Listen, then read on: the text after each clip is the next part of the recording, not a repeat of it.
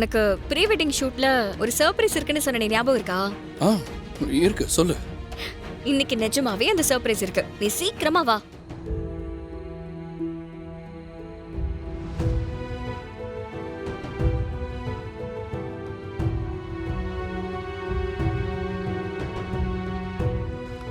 மகா, இங்க நடந்தது எதுவுமே அவளுக்கு தெரிய வேண்டாம்.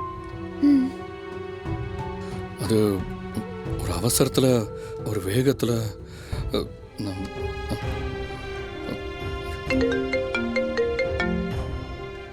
ஹலோ சார், மெக்கானிக் பேசுகிறேன் சார். வண்டி ரெடி ஆயிடுச்சு சார். சரி, நான் வந்து எடுத்துக்கிறேன். சார், அது ஒரு முக்கியமான விஷயம். என்னாச்சு சார்? நீங்கள் சொன்ன மாதிரி பிரேக் ஒயர்லாம் கட் ஆகல சார். நோ நோ நோ, நான் தான் பிரேக் பிடிச்சேனே, ஆனால் பிரேக் பிடிக்கல. அது பிரேக் ஃபெயிலியர் தான். நீங்கள் சரியாக பார்த்துருக்க மாட்டீங்க. சார், சரியா பார்க்காம சொல்லுவேண்ணா சார்? சார், அது பிரேக் ஃபெயிலியர்லாம் இல்லை சார். யாரோ வேணும்னே பிரேக் ஒயரை கட் பண்ணி விட்டுருக்காங்க. என்னங்க சொல்றீங்க? நீங்க சொல்றது எனக்கு ஷாக்கிங்கா இருக்கு. நல்லா பாத்தீங்களா? வேணும்னே யார் கார் பிரேக்கை கட் பண்ணிருக்க போறாங்க?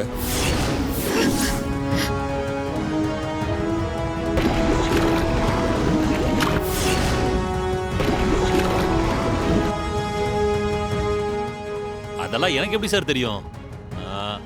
ஆனா நிச்சயமா யாரோ பிரேக் ஒயரை கண்டிப்பா கட் பண்ணி விட்டுருக்காங்க சார். கொஞ்சம் என்னன்னு பாத்துக்கோங்க சார். நீங்க எப்போ வேணாலும் வந்து வண்டி எடுத்துக்கலாம் சார். வண்டி ரெடியா இருக்கு சார்.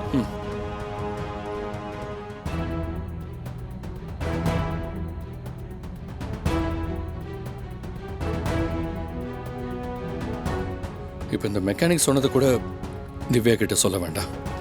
நாம அவ ஆஃபீஸை செக் பண்ணக்கூடாதுங்கிறதுக்காக தான் இங்கே வந்தோம். இங்கே வந்து இவ்வளோ ப்ராப்ளம் இருக்குன்னு தெரிஞ்சா ரொம்ப அப்செட் ஆயிடுவா.